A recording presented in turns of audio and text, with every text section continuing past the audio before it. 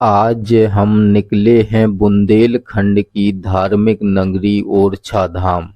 श्री राम राजा सरकार के दर्शन करने के बाद श्री राम राजा सरकार के मंदिर के दर्शन कराते हुए इसके बाद शीश महल, जो रानी महल के नाम से जाना जाता है, और राजा महल के साथ साथ जहांगीर महल को भी दिखाने का प्रयास करेंगे।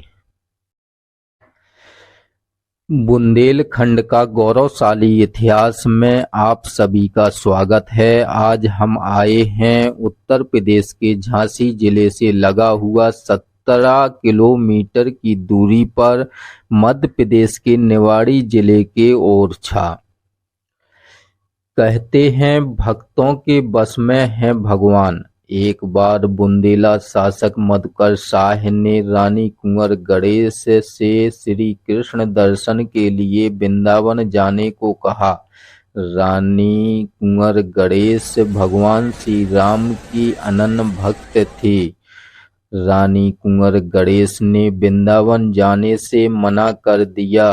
बस फिर क्या, मधुकर शाह ने क्रोध में आकर रानी कुंवर गणेश से कहा कि तुम इतनी ही बड़ी भक्त हो श्री राम की, तो श्री राम को ओरछा लाके दिखाओ। रानी कुंवर गणेश ने मधुकर शाह की चुनौती को स्वीकार कर लिया और निकल पड़ी पैदल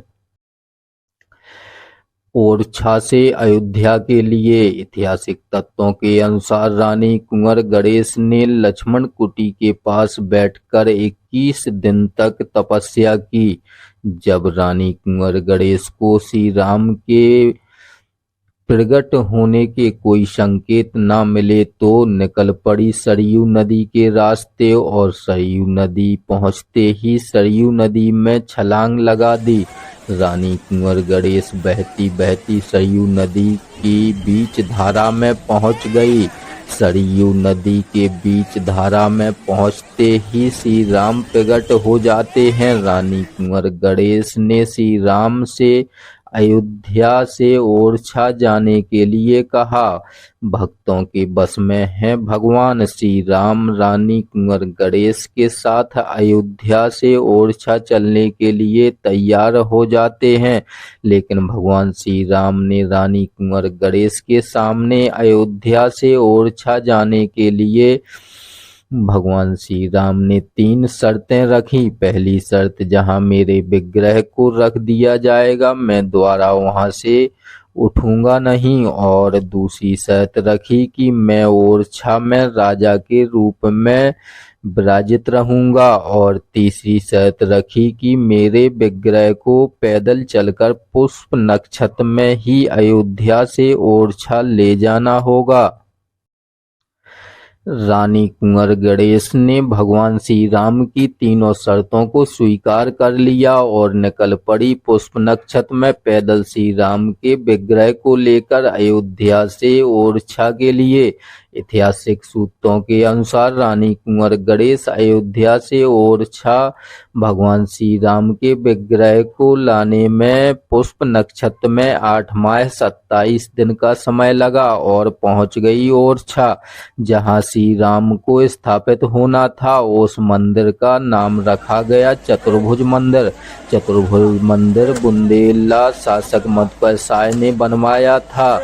ऐसा माना जाता है कि चतुर्भुज मंदिर में जहां पर श्री राम को विराजमान होना था वहां पर कुछ निर्माण कार्य बाकी रह गया था, और यहां रानी कुंवर गणेश अपने महल में भगवान श्री राम के विग्रह को लिए इतनी भक्ति भाव में मग्न हो गई थी कि जहां भगवान श्री राम को चतुर्भुज मंदिर में विराजमान होना था उस जगह को देखने के लिए बहुत उत्सुक थी, और श्री राम की भक्ति भाव में खुशियों में झूम झूम कर मग्न हो गई थी।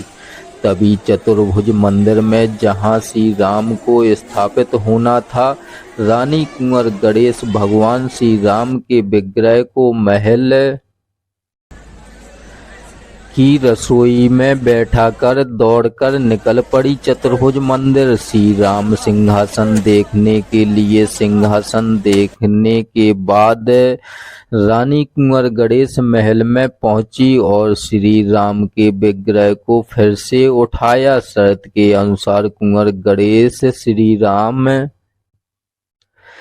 के विग्रह को वहां उठाना तो दूर, श्री राम के विग्रह को हिला भी ना सकी। तभी रानी कुंवर गणेश को भगवान श्री राम की तीनों शर्तें याद आ गई। इस तरह चतुर्भुज मंदिर वीरांग हो गया और जहां पर रानी कुंवर गणेश ने भगवान श्री राम के विग्रह को बैठा दिया था, वहीं पर भक्तों के द्वारा भव्य मंदिर का निर्माण हो गया और रामराजा सरकार ओरछा धाम के जयकारे गूंजने लगे। दोस्तों वीडियो अच्छा लगा हो तो चैनल को लाइक शेयर सब्सक्राइब करें। बुंदेलखंड का गौरवशाली इतिहास में बस आज इतना ही। धन्यवाद।